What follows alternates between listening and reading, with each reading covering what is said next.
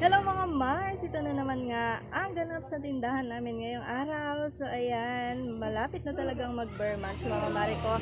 At alam naman natin kapag ganitong bare months talaga is napakarami na naman produkto ang magtataas. Kaya dapat talaga meron tayong puhunan na malaki para naman yung mga produkto na yun na magtataas. Lalo na kung alam natin na fast moving, meron tayong pambili, syempre, di ba? So ito nga, dalawang ahente ko yung nag-update sa akin kahapon.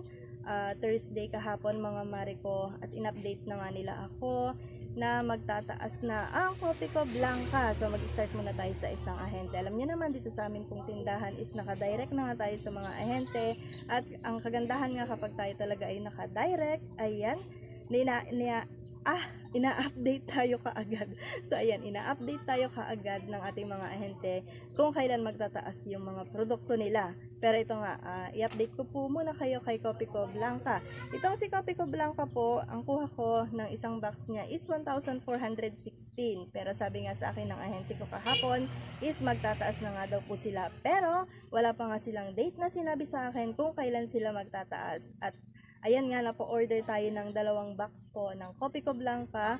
Kasi dito nga sa aming store talagang yung Kopiko Blanca, yung pinaka-fast moving na kape dito sa aming tindahan. At ayan, yung Kopiko Black at Brown, mga Energen, is hindi pa naman po tataas yung mga yan. Yun lang pong Kopiko Blanca yung sinabi sa akin ng aking ahente. Tinitignan po yung kuko ko, baka madumi, nakakahiya naman.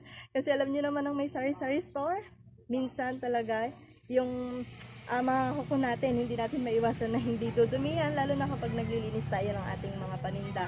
So ayan mga mare ko, yung Kopiko Blanca wala pa namang date kung kailan sinabi, kaya okay pa naman. Ang bentahan ko ng per twin pack ng Kopiko Blanca is nasa 14 pesos pa lang. Yung aking black at brown is nasa 13 pesos pa lang yung aking bentahan. Diyan po sa inyong lugar, magkano na po ang bentahan niya ng mga Kopiko? So pa-comment naman po dyan sa baba para alam din ng inyong tindera kung magkano na ang presyuhan ng mga Kopiko dyan sa inyong lugar. So at kagandahan nga nito mga mare ko is na-update talaga tayo kung meron tayong mga naka-direct na ahente na pinagkukuhanan natin, di ba? Ito naman si San Miguel. Ito nga yung pinagkukuhanan ko ng mga alak na mga Red Horse, hindi, alak na mga Red Horse, hindi pala si Tanduay. Red Horse, San Mig Light, San Mig Apple, at Pilsen. So, in-update na nga ako din kahapon ng aking ahente na magtataas nga daw sila. Meron ng date na sinabi sa akin mga mare ko, magtataas yung presyo ng Red Horse sa darating na September 1, yung sinabi sa akin ng aking ahente. September 1 talaga yung magpa-price increase yung Red Horse. Dito lang po sa aming lugar, hindi ko lang po alam kung dyan sa lugar nyo is tumaas na po yung isang case ng Red Horse. Dito kasi sa amin is nasa 563 pa lang po yung isang case ng Red Horse. Diyan po ba sa inyo?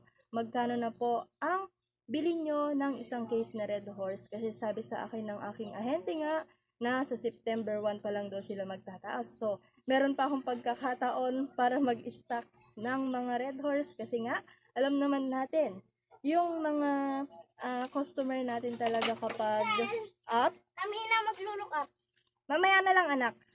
At ayan, pasensya na nga po kayo mga mare ko. Meron tayong mga customer na makukulit. Sabi nila magpupul kasi sila. Pero sabi ko na nga, mamaya na lang at hindi pa ako nakawalis doon. So meron din tayong customer na mga bumibili. Kaya pasensya na po.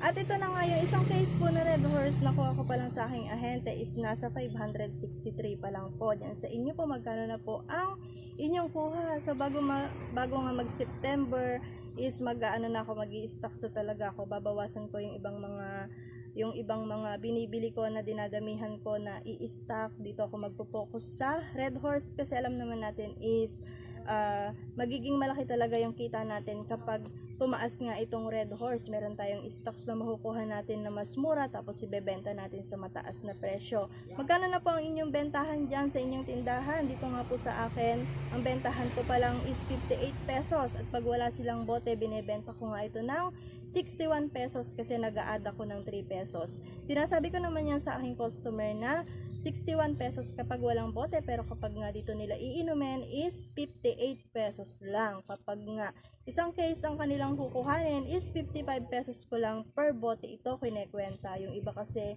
mas binibili nila yung isang case. Kahit konti nga lang yung tubo natin doon is okay na yun, di ba? At ayan nga, balik na naman tayo mga Mars. Meron na naman nagba-load. Ayan, niload na natin yan. At ayan nga, kapag isang case kasi yung bibilhin ng customer nga, ang pinakwenta lang po namin per isang case, ang bibilhin nila is 55 pesos lang yon. So, konti nga lang yung ating tubo doon, pero at least mabilis nga itong mabili agad.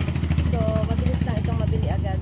Natutuwa rin yung aking mga customer, bakit daw ang mura ng aking kwenta. Sabi ko naman sa kanila, okay na yan. Mas gusto ko kasi yung parang mabilis ba yung ikot ng pera. Kasi pag mahal ka talaga, may stock yung ano mo, yung puhunan mo. Kaya para sa akin is okay lang yan. At least tayo naman is naka-direct. Pero yung mga katulad po ng mga sari-sari store dyan na hindi po naka-direct sa supplier, sa mga ahente, so kayo na po bahala magpresyo dyan sa inyong mga paninda. Hindi naman tayo kasi pare-pares ng lugar at hindi tayo pare-pares ng pinagkukuhanan.